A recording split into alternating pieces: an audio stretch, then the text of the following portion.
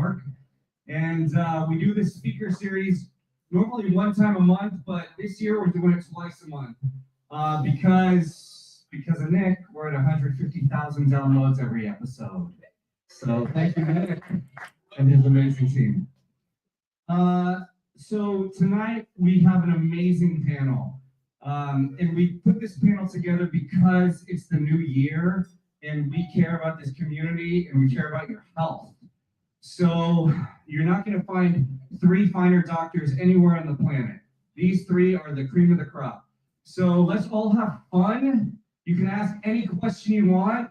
Normally Nick and I go for about 40 minutes and let you guys ask questions for 20 minutes, but we're gonna go 50-50 today, all right? We're only gonna talk for 30 minutes and then open it up to you guys for the rest.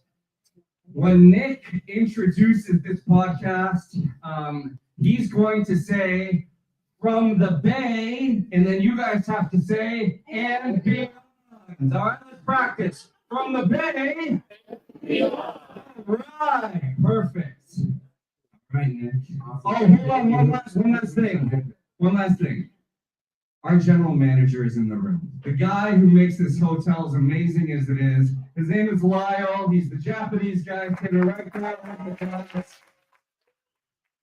If you have any questions about the hotel, you ever want to do an event here, he's the man. You mentioned come down, we'll get 10% for dinner. 10% off for dinner. Thank you, Lyle. So we are going to have a couple PSAs. So Dr. Arbella Sarkis, would you like to take the floor here?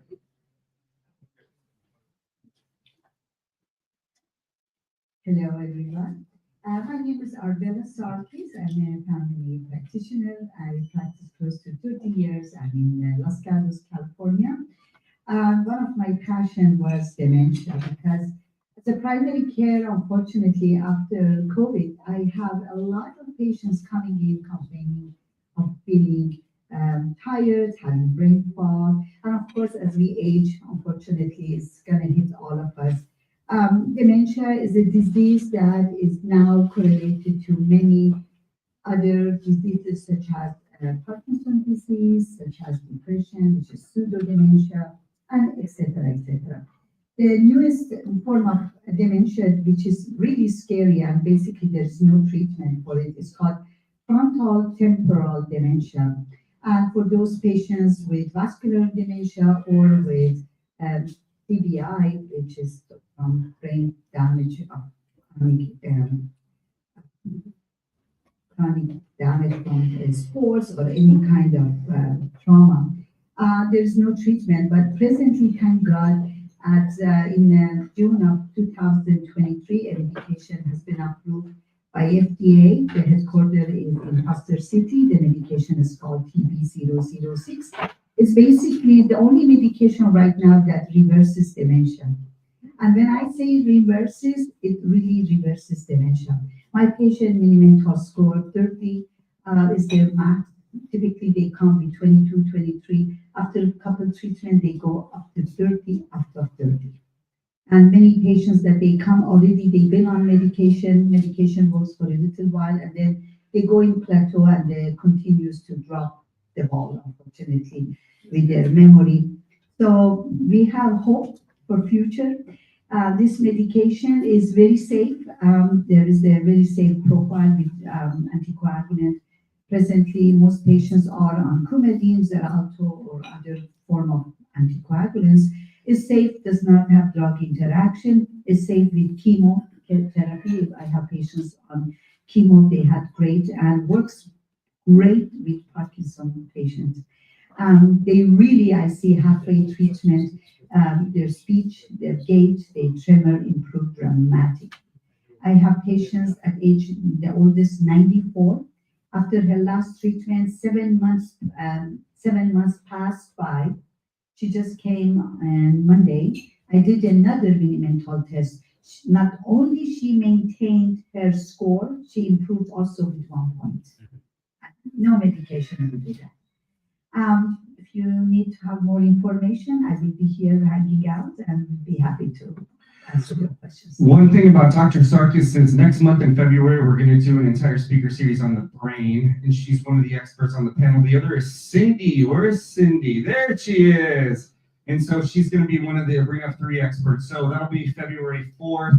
February 10th, we're going to have one of the best people who studies the stars and looks for life on other planets. We're going to have a really great telescope. I don't know if you guys have been following, but on January 25th, all those planets are going to actually line up for the first time in 1,000 years. So we're going to piggyback off of that. In March, we're going to have the ambassador of Mongolia coming and talk about Mongolia. And April, we have one of the finest designers in the world, Eve Bahar, is going to be here to speak then. So anyway, we got a lot of fun things coming up. Thank you, Dr. Sarkis. Also, we're really pleased to have a sponsor for this evening, Tajava Tea. So the Tajava folks, Koji folks. Thank you for having us. So we're Otsuka, a 40 billion Japanese healthcare company with pharmaceutical business and nutraceutical business. One of our brand is schizophrenia medicine, Abilify, and another one is Nature-Made. It's a yellow bottle supplement brand, and Rich Winery. I hope everybody loves that wine. So 2 brands that we want to introduce. One is the evidence-based, a new mental health care tool. It's Echo Me, a guided matcha meditation. It's a matcha tea with a stick, and then paired with personalized audio guidance application, so that. Sorry? Oh, it's not a lollipop. It's for. So yeah, this is already publicized, and it's scientifically proven as a new method for mental wellness. So yeah, please let us know if you're interested. And another brand. And hi, I'm Karen. I'm here to represent Tea Java Unsweetened Tea. I think you guys have some samples underneath your chair, but we have 5 different flavors. It's 0 calories, zero sugar. We are one of the few beverages that could be claimed FDA approved to be a healthy food product. And we source directly our tea from Java, Indonesia. That's why it's called Tea Java. So if you guys have any questions, I'll be around to answer any of your questions. Thank you so much for your time. Thank you. All right, you ready to start? All right, let's do this. I gotta figure it out.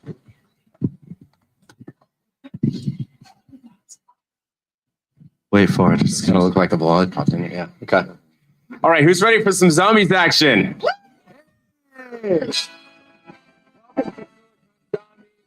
bring you the best brains from the Bay and beyond.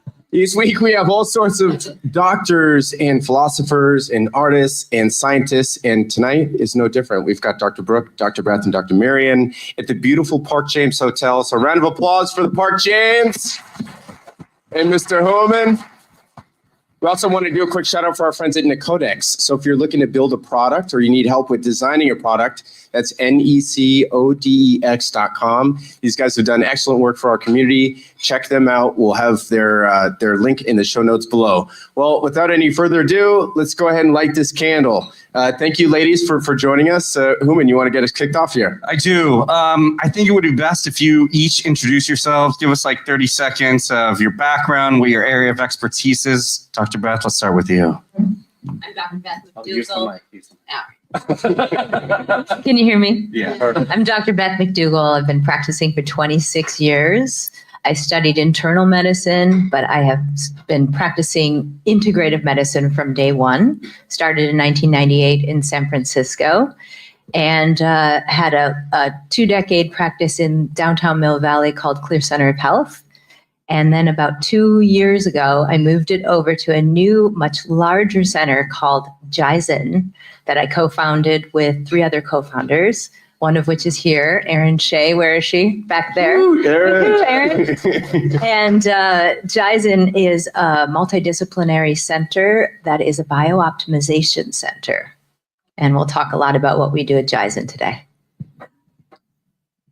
My name is Dr. Maria Marion, and my journey into medicine started when I was skiing professionally and gathered a variety of injuries in my body. And then went on to chemical engineering and was diagnosed with an autoimmune disease. And through my own personal journey through allopathic medicine, I realized I was coming up short as far as my own results and my own journey. So that led me to naturopathic medicine, and I became a naturopathic doctor about 7 years ago. I've been practicing since then, and I specialize in complex chronic illness. I like challenging puzzles that have been yet to solve. I also like longevity and wellness and balancing that out with just the overall prevention. Hi, my name is Dr. Brooke, and I also started my journey 28 years ago as a massage therapist working in structural integration and bodywork. From there, I went to osteopathic school because I realized that I wanted to be able to offer my patients more than just being a therapist and to be able to answer questions and to give them advice that they were seeking from other medical professionals. From there, I went into physical medicine and rehabilitation at Indiana University. I worked with spinal cord patients, stroke patients, brain injury patients, and then found that functional medicine and musculoskeletal functional medicine, along with ultrasound for diagnostics and using regenerative therapies for my patients to help to treat multiple illnesses. I do consider medicine to be an art and not just a science. And so for me, there's a lot of focus on diagnosis and not just looking at symptoms and creating things based off of imaging studies, but taking full history into account, considering their repetitive activities through life, as well as what the injuries that they sustained while they were children, even down to birth injuries. And so really considering their whole life path and then utilizing that art to create unique diagnosis for each person and create treatment plans based on my own history and my own experiences. All right, thank you guys. Let's keep the same order. Dr. Beth, let's start with you. Over the past year, 2024, what condition did you see yourself treating the most? Like what seemed to be coming up over and over again, and one or two, and how did you treat it? I would say by far and away, the most common thing is people frustrated with their body composition. And oftentimes that's led to insulin resistance. Are you all familiar with what that is? And metabolic syndrome, which is kind of the sequelae of that, where like someone will have elevated cholesterol, sometimes high blood pressure, belly fat deposition, and then they have a harder time putting on muscle. So their body, their weight maybe is going up slightly, but it's really a shift in the percent of fat versus muscle. And so I have different strategies for evaluating why that is. And then thankfully, Jizen, we have a whole bunch of tools for really cracking the code for difficult cases, because there's a lot of people that feel like they're doing everything right with diet and exercise, and it's just stubborn. And no matter what they do, it's hard to budge. So what we end up doing is a pretty complete workup. We'll do blood work, where we're looking at, the kind of basic metabolic markers of insulin, glucose, hemoglobin A1C, cholesterol panel, inflammatory markers, even liver enzymes, because you can get liver inflammation when you have this situation. And then we'll do sometimes, when needed, like some functional blood assays where we'll put a catheter in someone's arm, draw from the catheter blood for insulin and glucose, and then give them a sugar solution to drink, and then check the blood at different time points to see how their body's handling that sugar load. Are they making enough insulin? Are they able to bring that sugar back down in a timely manner? And then we have a metabolic testing department, kind of a biometric testing department at Jizen, and that has been invaluable. We do body composition analysis, also resting metabolic rate. So that's where you're lying on a table when you're in a fasting state and you're breathing through a mask, and we're collecting your gases in your breath and looking at what kind of fuels you're burning while you're resting, basically how much fat you're burning at rest. And from that, we can begin to determine how many calories someone should really be eating and what ratios of macronutrients they need. And then we'll have someone do what's called a VO2 max test, where they're exerting themselves either on a treadmill or a bike, breathing oxygen through a mask, and breathing through a mask, and we're collecting their breath and looking at what fuel they're burning at different levels of exertion. So people will usually start at lower levels of exertion burning fat, then at some point they'll flip into carbohydrate burning, and then at extreme levels they'll flip into lactate burning. And it's really interesting to look at when they make those switches. And from all of that, as well as some wearables like Oura Ring, continuous glucose monitor, careful history about the diet, we're able to give good recommendations for what they should be eating and how they should be training. And then I find hormone balancing really invaluable to that because, that most of our hormones influence our metabolic rate, not just our insulin levels, but also if we have enough of the anabolic steroids like testosterone and DHEA, or if we have too high of cortisol. When women go into menopause and their estrogen falls, then we start to see reduction in their ability to put on muscle. And you probably have heard that muscle mass and the quality of your muscle cells really is not only the currency for longevity, but is almost kind of collectively acts like an endocrine organ, so to speak, because it can sink glucose from your bloodstream and bring it into the muscle cells so it can be utilized as a fuel source. And so the more muscle mass you have and the healthier muscle cells are, the better you can begin to kind of control your blood sugar and therefore your metabolism, and you can start to kind of move the needle with this body composition. Dr. Maria, same question. Yeah, I would say in the past few years, I've seen a dramatic increase in a lot of complex health challenges, particularly long COVID, whether patients know that that's what they're experiencing or not, as well as vaccine injury and chronic Lyme disease. And sometimes people just come in with chronic fatigue, but they might also have really interesting symptoms like chronic hives that came out of nowhere, and or skin rashes or other types of autoimmune presentations. And so generally how I present these sorts of complex patients is to identify root underlying issues that are modifiable. For example, we can't change the fact that someone had a COVID vaccine and that may or may not have quote unquote injured them. We can't go back and take that away, but we can take down their overall toxic load. We can lower their pathogenic load. We can evaluate their environment, evaluate their gut health, and optimize their microbiome. And within all of those evaluations, I often find Lyme disease and chronic co-infections to play major roles with a lot of these patients, and really a strikingly large amount of patients with any chronic illness end up having Lyme, quite a large percentage. And so the way that I've been treating Lyme lately is with something called supportive oligonucleotide therapy.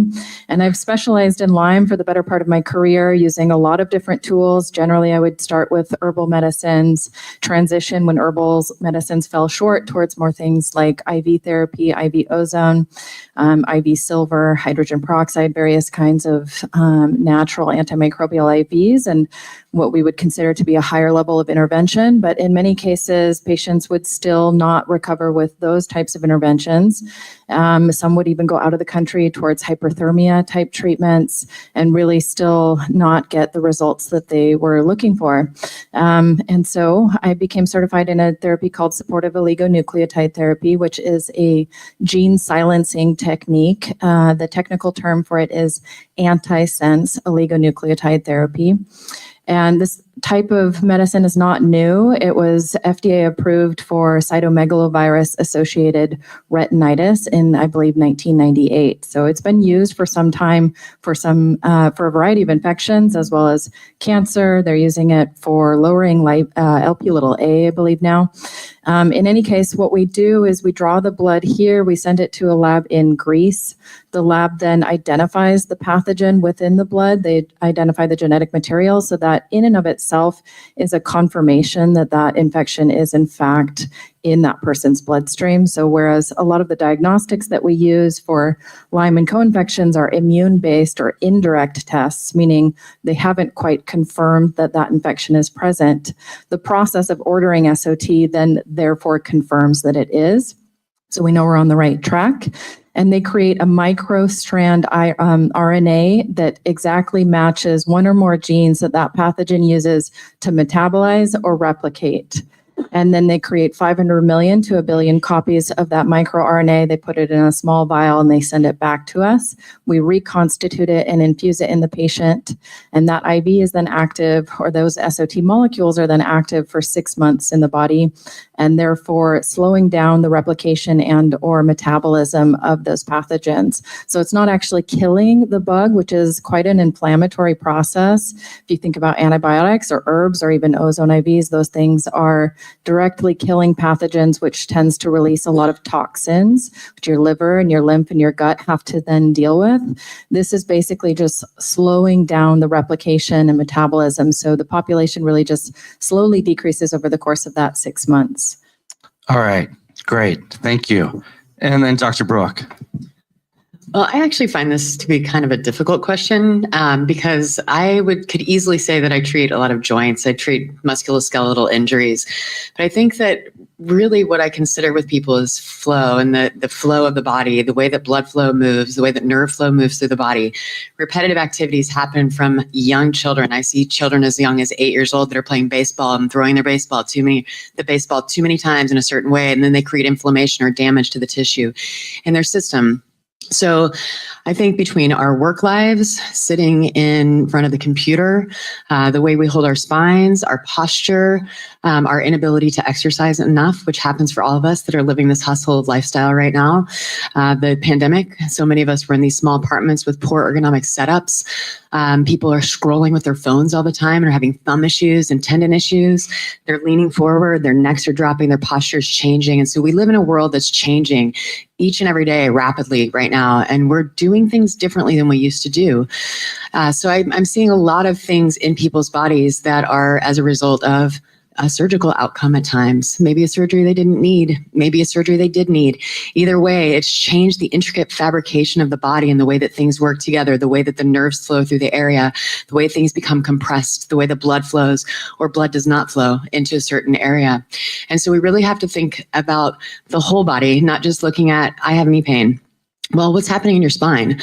What's happening with the nerves that innervate that knee? How are you moving? How are you sitting at work? How are you driving your car? What kind of things are you wearing on your feet? There's so many things to consider when it comes to musculoskeletal care, and it affects every other part of our life because our mood is affected by our movement and function. Pain affects how we sleep at night. Sleep then affects our overall health. So each thing is intricately connected to the next thing, and we have to really consider back to what is the source of this. It's not as easy as looking at an x-ray and saying you've got knee arthritis. It's like, why is that there? One of the things I thought was kind of interesting is, while all three answers were clinical, the first two seem to be more focused on medicine as opposed to lifestyle, because it's a bifurcated approach, both are important. So when you're thinking about the different modalities or treatments or technologies that you bring into Jaizen, it almost feels like you're walking into the future. Even the paint on the walls has no free radicals. I think Aaron had shown me this is really impressive stuff. Yeah, which is just insane. So how is your team thinking about the right kinds of technologies to build into the workflow so it has the highest degree of efficacy for your clients? I can speak first on mine just because I just came through that. But for me personally, I'm using diagnostic ultrasound. The great thing about ultrasound is that you can actually use it in real time. And so with an MRI, you lay in a big tube, right? You're laying there, they're basically taking a picture of you statically, but you're not usually hurting when you're laying still. When you're hurting is when you're moving. And so with ultrasound, I can use diagnosis and actually move the arm while I'm looking at the structure. What's the structure doing when I pick the arm up? Oh, my arm hurts when it's like this, not when it's like this. So if we're moving through things and figuring out why is this bothering this person, I can't figure it out on the MRI. And so many physicians are just really relying on that static image rather than looking at dynamics. I'm also using extracorporeal shockwave therapy, which is acoustic wave therapy. It helps to heal non-union fractures in people's body. It's sound waves that we're using.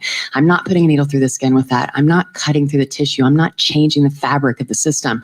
I'm actually bringing the body's own attention to healing an area. We're bringing the cells into the area. We're signaling the brain that there's an injury in that area, that it will pick up and then send the cellular messengers that need to go down and actually treat that. I'm utilizing the IVs. I'm utilizing the labs that we have or hormone balancing. It's all part of healing tissue. It's not just one thing. You have to have the multidisciplinary approach. We have kinesthetic work down in our physical therapy lab as well, where we look at the way people walk. How are you putting your foot on the ground?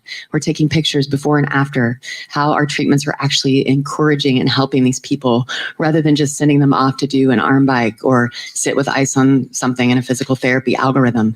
Let's get out of the algorithms and into really treating people specifically, because the algorithms just aren't helping people. That's why they're showing up on our doorstep.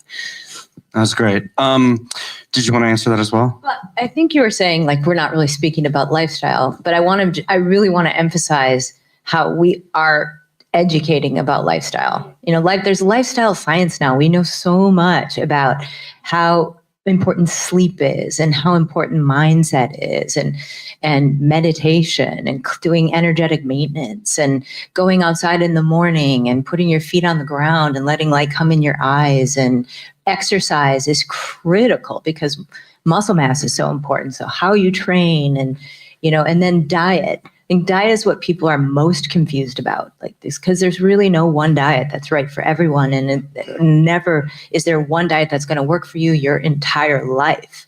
So it's really about helping people kind of adopt lifestyle practices that work for them.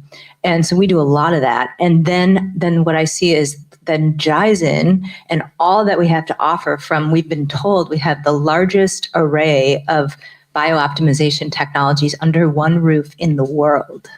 So it's a really cool center. I hope you can come take a look, and experience it. But the way we use the technologies are like to augment health and be kind of beyond, but you need that healthy lifestyle foundation really. And then, when someone has a medical problem, then we use the technologies like a prescription, along with supplements and maybe some intravenous therapies and things like that. Can we go to the next question? Is that all right? Dr. Brooke, I want to talk about stem cells. And I want you to explain what stem cells are legal in the US and what stem cells are legal outside of the US, and explain the difference. And then after that, Dr. Marie, I want you to tell us your journey with stem cells. All right, sure, Dr. Beth. So for me personally, I really focus with the musculoskeletal system and what we can do there. Right now in the United States, the FDA has rules on what we can do and we cannot do. In the United States right now, we can only minimally manipulate cells. So if you come in for a visit with me, you cannot leave and let me manipulate the cells and take the cells that I want, take the stem cells out, and then put together the concoction that I want to put back into you. All that I can do right now in the United States is take your blood, take your bone marrow, take your fat cells. We do our best to optimize what cells we can get into those places that we want to treat you, but we can't actually manipulate like they can in other countries. You can go into other countries and people can literally jump over the border with a doctor from the United States, pay their money into that other country rather than us having the science here. We're not doing embryonic stem cells. That's not what we're trying to do. And I think a lot of people have it in their minds that this is embryonic stem cells, that this is fetal tissue, and that's not what we are attempting to do in the United States. We really need these laws to change. I think it's important with regard to cancer therapies, with musculoskeletal therapies, with regeneration, because if we could manipulate the cells from our own bodies, so this is your own bone marrow, your own blood cells, your own fat cells. If we could manipulate and take the best cells out of those areas and then utilize them to treat areas of injury, we would be having the regenerative properties that we need to really heal a lot of things that we can't do right now in the United States. So what we're doing now is a lot of platelet-rich plasma. So we take the plasma from the blood, we spin it down in a centrifuge like in science class, and then we take the best cells. We're using the best technology we can in our office with the kits that we're using. So we get as many cells as we can, and then platelets have integrins, they have growth factors, they have messenger RNA that basically moves through the blood and then bring signaling into the joints, to the tissues, into the spine to help to heal those areas. We also have exosomes, and exosomes are from umbilical cord at live births, at C-sections, and they are actually pre-screened donors, and they can take different parts of the umbilical cord, and those exosomes are derived from mesenchymal stem cells, and they also carry messenger RNA, they're carrying proteins, they're carrying growth factors through, and setting up a signaling system in the body so that we can bring our own cellular responses and our own stem cells to the area to treat the injuries. Dr. Bria, would you mind sharing your health journey? Because I know you left the country to get stem cells. Yes, no problem. About almost 2 years ago, I was in a bad skiing accident. I more or less shattered my tibia plateau and my tibia and fractured my fibula, and I had compartment syndrome. I have 18 screws and 2 metal plates in my tibia right now, and we're not sure about the trajectory, but I'm walking. I've got 2 legs and things are healing well, but I decided to go to a clinic in Tijuana to do stem cell therapy to try to just throw every single regenerative thing I can possibly throw at this leg.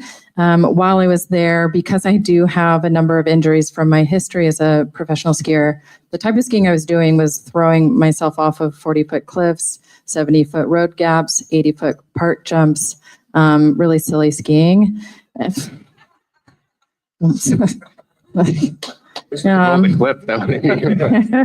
So I've collected a lot of degeneration in my joints over the years.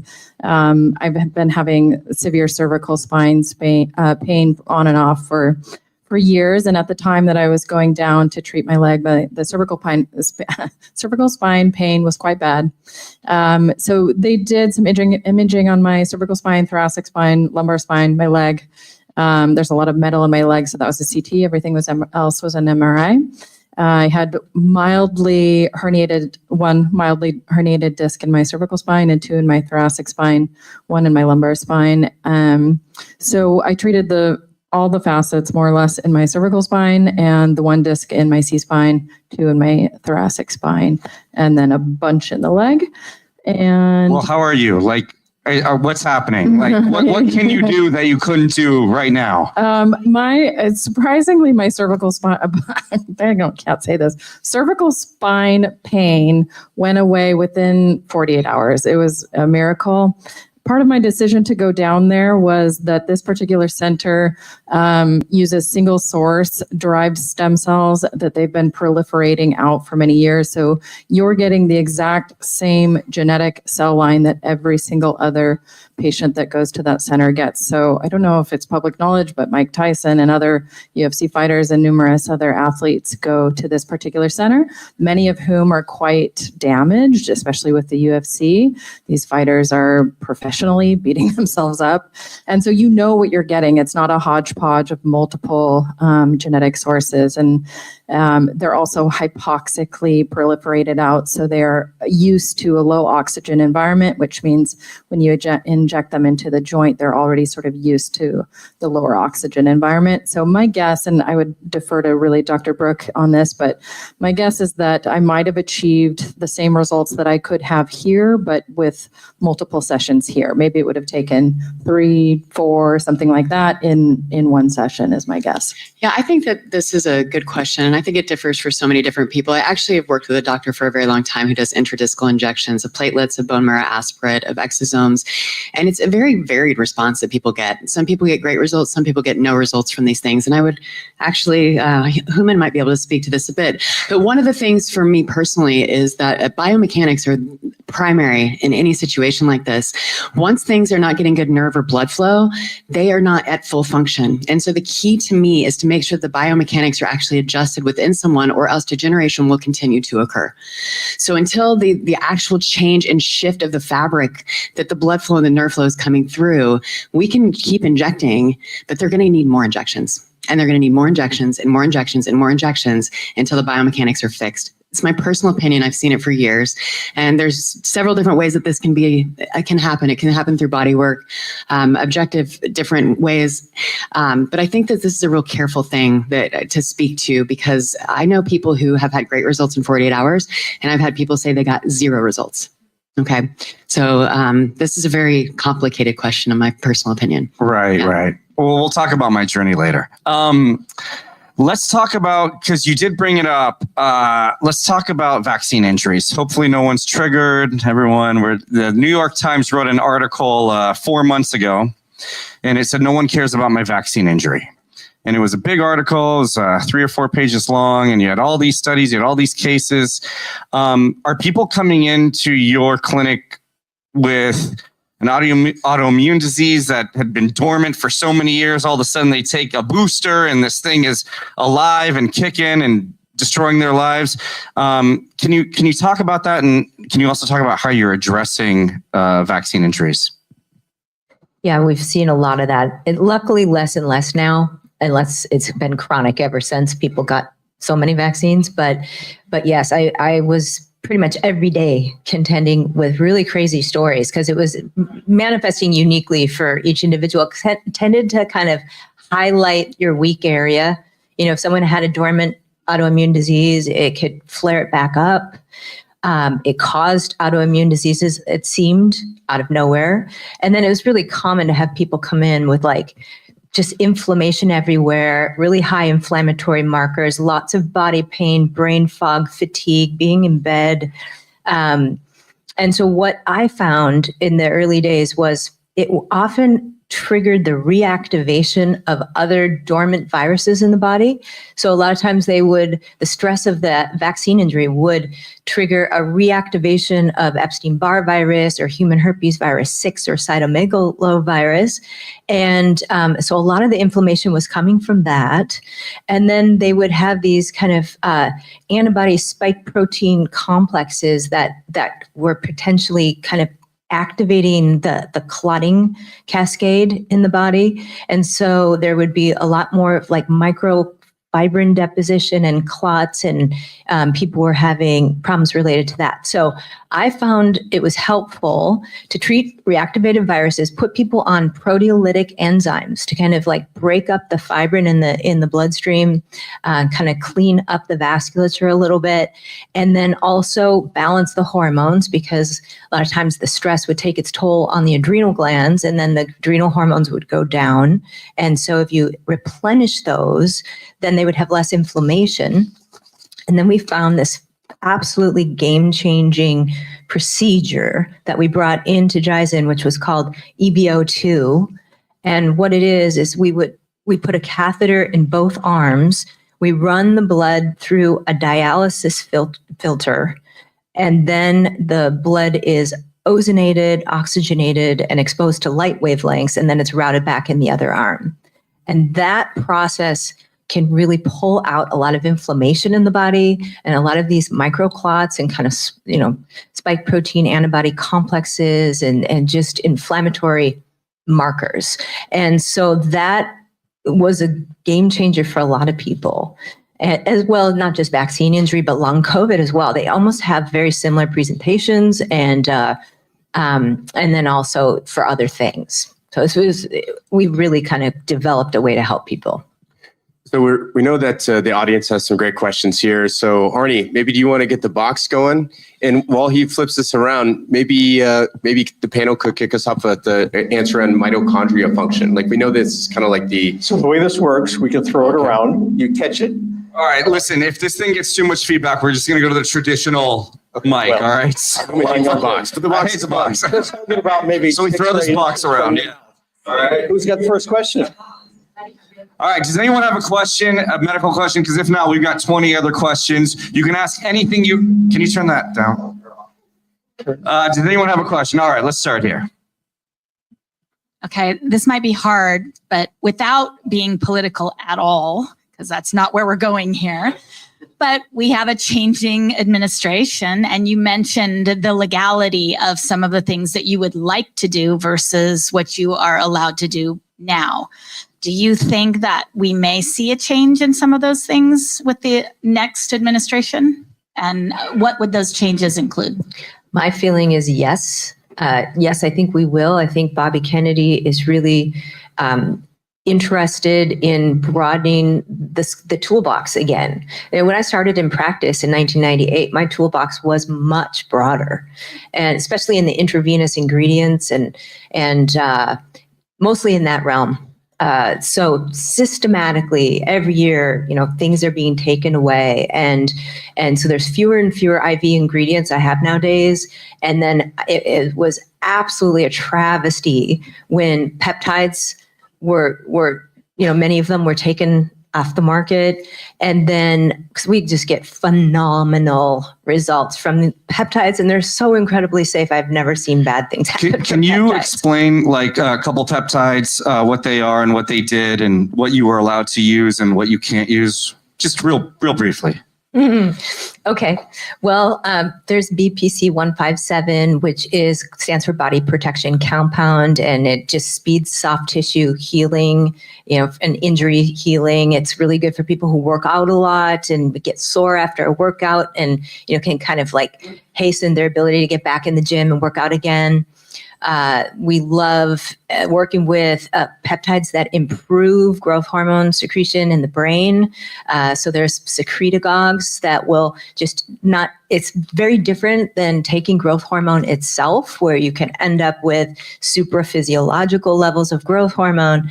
This instead just improves the brain's ability to make growth hormone. So it's more optimizing the brain's production of growth hormone, but it still has its normal kind of checks and balances in the body. Pathways that can kind of like tone it down. And there's peptides for brain health. There's peptides to improve mitochondrial function. So there's peptides to help with fat burning and weight loss and, that sort of thing. So yeah, there were a few that were unavailable for a bit and, have slowly come back online. And so I think part of it is, going to change nationally, but we really have trouble in California at the state level. So California is one of the hardest states in the country, maybe like second worst in terms of being able to get things here and do things that we should be able to do that other doctors can do in other states. So I feel like we have a lot of work to do in California. Do you think Bobby's going to make America healthy again? I do. I actually do. He's a friend of mine. He's a very healthy guy. He's been taking great care of himself forever, and he knows what it takes, and it's just so disgusting that, this kind of corporate infiltration into our regulatory bodies, into the FDA and the EPA and the NIH and the, USDA and all of that. They're just infiltrated with corporate interests. And so they're not really there to protect us, they're there to protect the financial bottom line of these corporations. So we've got to take that out and just rebuild these organizations. Great. Let's keep the energy going. Arnie, can you make that pass all the way over here?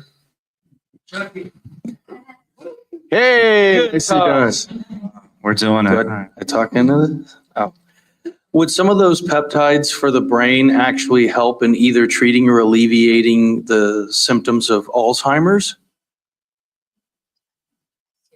Well, I think they help, but that's just icing on the cake. Okay. There's so much that can be done for Alzheimer's, I think, and for other neurodegenerative cognitive decline situations, because usually there is something causing inflammation. So usually there's an infection, whether it's a dental cavitary lesion or periodontal disease or sinus colonization with mold or bacteria, or some systemic infection with Lyme or reactivated viruses or a microbiome balance in the gut. There's usually some kind of inciter of inflammation. And then there's often a toxic burden. So sometimes toxins in and of themselves can generate the inflammation. Sometimes it's synergistic, but a lot of times there's like heavy metal elevation or petroleum solvents or, just industrial toxicants of many varieties. And I do a lot of neurodegenerative disease and cognitive decline. That's what, I was going to say, my second thing I see probably more than anything is cognitive decline. But the great news is not a death sentence nowadays. That we can do so much about it. And someone was mentioning at the beginning of this TB006. This is a really exciting compound because there's like, we have immune system surrounding the gut. Well, we also have immune system surrounding our neurons, and these immune cells will release something called galactin-3. And what this substance is this monoclonal antibody that will bind to this inflammatory marker and cut inflammation in the brain. So the data looks really good on this compound. And I think, to me, you would want to simultaneously figure out what's causing the inflammation. Is it the infection? Is it toxins? And then there's a hormone piece too. We know women, for example, are much more prone to developing Alzheimer's when their estrogen falls, and cognitive decline. It's so the steroid hormones, testosterone, and estrogen and DHEA and pregnenolone for women are incredibly important. For men, testosterone, DHEA, pregnenolone, incredibly important. And, there's good data on that. Like low DHEA is bad for the brain, so you want to try to replenish those. You want to make sure that the gut is in good shape. And when you do all those things, then you can bring in this monoclonal antibody and then the peptides. The peptides are really helpful, but they're not going to do it on their own. And then Cindy will be speaking later, I think next month or something, but Cindy is a neuroscientist that works in our office, and our synergistic work together changes lives, because sometimes people will be mistakenly diagnosed with Alzheimer's, for example. They'll come in saying, I've been diagnosed, and then it turns out they have had repeated head traumas, and some of which are very long-standing, they don't even remember. And we'll be able to diagnose that with a 19-channel EEG brain map. And then we have really good protocols for kind of healing the low voltage areas of the brain. And as we do that, then it's like the brain just kind of comes back online. It's so cool. Let's talk to Leslie here. First, no box over here. We don't need the box. You guys are brilliant. I've almost understood all the words, but hypothetically, if there was a woman in her mid-50s, late, and she hasn't exercised since COVID, okay, and then may or may not be in menopause, you said something about the muscles not able to kind of be able to build muscle again. My muscle memory, I used to be able to work out and then I'm bam, and now my muscle memory has Alzheimer's. And so is there a way should I just give up now? I mean, or what can I do to get that back? You're asking for a friend? It's hypothetical. Yeah, so we do, again, a lot of hormone optimization. So we would start with looking at where your hormones are now. And granted, not you, hypothetically, somebody in their 50s, postmenopausally will have very little estradiol, most likely. And so starting to replace some of these hormones can go a long way in building muscle, particularly testosterone in women. We actually have molecularly more testosterone than we do estrogen, and it's responsible for building and maintaining lean muscle mass, for burning fat. It's also highly critical for brain health, bone health, and heart health. And so just getting a woman's or man's hormones balanced goes a long way to starting the road towards optimized health. Of course, we're talking about diet and sleep and exercise. The hormones are going to be out of whack whether you're menopausal or not if you're not sleeping and not exercising and not eating well. So those things are super foundational. And as I was going to mention in the question previously, a lot of my patients are like career patients. By the time that they see me, they've seen 3 naturopaths and 6 other providers. So they are eating and sleeping and meditating like saints, and they're still sick. And so that's why Jaizen, I think, is a really beautiful center, because we have access to the higher levels of intervention that those patients need. And it's almost insulting if I start to tell a patient to start to eat and sleep better when they've been going through chronic illness for 10 years and have seen nutritionists and naturopathic doctors and functional and just on, and they're eating immaculately and sleeping immaculately, and they're still sick. And so we do need those higher levels of intervention, the molecular medicine approaches that we have at Jaizen, like IV ozone, EbO2, SOT, methylene blue, red light, and on. And we're so, so lucky to have access to those. Anyone else? All right. Thank you, Human. Hello, ladies. I'm Tanya Long. It's not up to you to fix the healthcare issue we have in this country. But I sit here and I'm like, I need some of that. Oh, I've got to have her for this. And she can fix that. and it goes cha-ching, cha-ching, cha-ching. You can help dramatically 90% of the people in this room, but a much smaller fraction will actually come out of pocket to pay it. My question to you then is, how do you counsel patients that you know you can help, but they just don't have FANG money? Do you know what that means? They don't have FANG money. I'm in tech. To just come out of pocket to be well. What's your solution? I was actually going to speak to that when she spoke about the problems with the healthcare and what we can and can't do. And I think one of the biggest problems we have right now is access to care. I think that right now we are being run by the insurance companies, and the answers are pharmaceuticals, the answers are algorithms, and we really need to change the outlook of the physicians that are treating this country right now. If each of us gave just 20% of our time, we could probably treat everyone.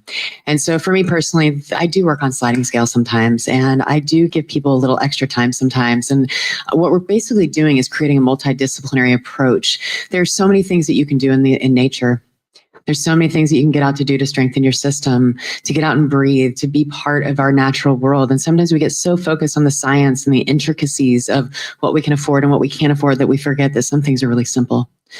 And so, our insurance companies actually do cover hormone replacement. It's not all compounded hormones. And so there are ways for us to get the word out there that these are kind of the building blocks to get started with this. And then once people start to improve, perhaps they can work a bit more. Perhaps they can get out and exercise more. They can sleep better. Then they're able to become more productive in their life, and then they're able to afford more. And so I think as physicians, as a whole, we all need to be talking to one another and coming out with solutions to be able to make access of care to everyone. It's not fair that some people can afford things and some people can't, but it goes back to the system, and it goes back to the way that it's built right now and the algorithms that are there and the things that they'll allow us to do and won't allow us to do. We need to break away. And if we all stopped paying for insurance, I put out so much money for insurance every year. I never hit a deductible. I hardly ever spend the money from it, and then they won't pay for anything. So why are we continuing to pay for it? Let's all get catastrophic plans and move out. But we as a people have to stand up. Yeah, in a lot of different ways. We need a whole new system. Like I always feel like Western medicine is really good when there's an emergency. It's like great when someone needs a surgery or something's advanced to the point where you need a really serious intervention. But what Western medicine is not cut out to do is to teach people how to be healthy and to stay healthy, or to reverse the trajectory of chronic disease, which is largely based on lifestyle and the choices that we make. So I really feel like we need two parallel systems. So we need a system of lifestyle education and kind of putting the power back into people's hands, showing them that they can, through wearables and tuning into how they feel and really kind of developing a better relationship with themselves, really ascertain, are the choices that they're making working for them or not, and what can they do to help themselves feel better. So I think that is what is going to come. And that doesn't cost that much. It's education. It can be done in mass sometimes, like with programs that someone can download. And I'm actually going to DC on Friday to actually talk about this. So, yeah. I have a medical question because it comes up all the time, and maybe you can answer this in really plain English that everyone can understand. What's the difference between type 1 and type 2 diabetes, and why is type 1 diabetes so much more difficult to treat than type 2? All right. Well, type 1 diabetes is an autoimmune disease where there's an immune reaction to the beta cells in the pancreas that secrete insulin. So sometimes it's like the damage is done, and so it's not reversible by the time it's diagnosed at this point. So then the person has to be on insulin. There's still a lot that can be done, though, with lifestyle education and even a lifestyle that cultivates insulin receptor sensitivity. so that not as much insulin is required to control the blood sugar. So there's a lot that still can be done, and other hormone balancing plays a role with your blood sugar regulation and should be done, particularly in someone with an autoimmune process. The difference between the type 1, which is often juvenile onset, not always, but most often, and type 2 is it's an insulin resistance disease. So basically, when you eat a meal, your blood sugar goes up, your pancreas releases insulin to bring that blood sugar back down. And insulin works by binding to a receptor on your cell membrane. And through through a few steps, that affects a change where a door opens and sugar leaves your bloodstream and goes into the cell where it can serve as an energy substrate. So what happens it used to be a third of the population, now it's over half of the population, and those numbers are growing, is that with time, the insulin doesn't fit as well in the lock and doesn't open that door as well. So the receptor becomes resistant to insulin, and it ends up taking more and more insulin to control the blood sugar. So that's type 2 diabetes. So eventually, all of the insulin that your body can possibly make is not enough to control the blood sugar, and you develop diabetes. So I just looked this up on ChatGPT to explain like I'm 5, because it sounds like there are some questions over here. Yeah. So here's what we got. Is when your body has trouble using sugar, like the kind in candy or fruit for energy. Normally, a helper called insulin tells your body what to do with the sugar. But in diabetes, your body either doesn't have enough insulin or the insulin doesn't work right. It's like having a key that doesn't fit the lock. So the sugar stays in your blood. They kind of get that right, Dr. Yeah, Beth? I get it. I got it right. Yeah. But I mean, so basically the good news about type 2 diabetes is this is reversible. And with as few as 6 weeks of changing your diet and lifestyle, you can make a huge dent in it oftentimes. So you can often rekindle the insulin receptor sensitivity, so it requires less and less insulin to control the blood sugar, which is really important. I know you have to go, but because too much insulin floating around causes high cholesterol, high blood pressure, belly fat deposition, and increases your risk for cognitive decline and heart disease and cancer and autoimmunity. So it's a really important thing to correct. Tanya. Yeah. So I wrote a letter recently that I haven't sent to you guys yet. It's kind of a love letter, but I'm just going to read it. I might cry, but dear Team Jizen, and to all of you in the room, there are an awful lot. I wanted to write to express my deepest gratitude and share my story thus far. A story that, thanks to all of you, has taken a huge turn for the better. I'm a small business owner in San Francisco, and I spent a lifetime battling Lyme and lupus. My journey through the traditional healthcare system has been both eye-opening and deeply personal. For years, I lived with ugly rashes, horrible, painful throat ulcers, fevers, migraines, real brain fog, fatigue, seizures, grand mal seizures, and chronic lung congestion, meaning I couldn't even get a full breath. These were not just physical challenges, they were barriers to fully living, compounded by the daily demands of running a business solely. At California Pacific Medical Center in San Francisco, keyword California, I often left there feeling more hopeless than when I arrived. Temporary fixers and medications made me feel worse, and my countless ER visits left me unfairly labeled in their records as a hypochondriac.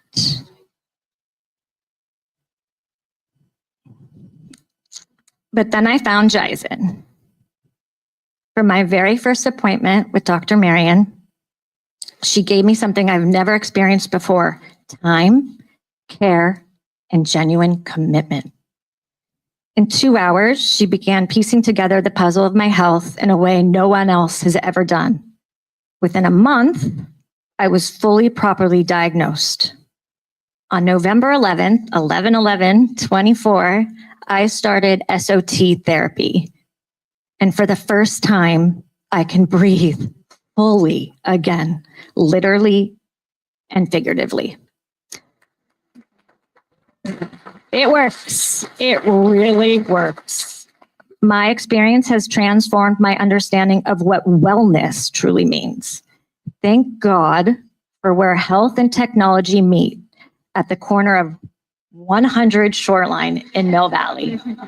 Awesome. Thank you, Danielle. What a testimonial. We have time for one more question. Who's going to take us out with a real zinger? All right. All right. So it's been great hearing all of you, and it's been very insightful, although sometimes I think I might need a medical degree, but it's okay. But I wanted to know, there hasn't been any discussion around alcohol. I'm curious how you involve. Now, by the way, I'm not an alcoholic. Neither is my friend. But we just wanted to know about your views on alcohol and your insight and intervention in that area. Not to go into it a whole lot, but just that I haven't heard that yet. So I was just curious. Alcohol is poison. It's most definitely a poison. I think it's a mainstay in our culture. I don't necessarily personally stigmatize or criminalize, I don't know what the word is, overly dramatize its toxic effects. But as with everything, moderation is wise.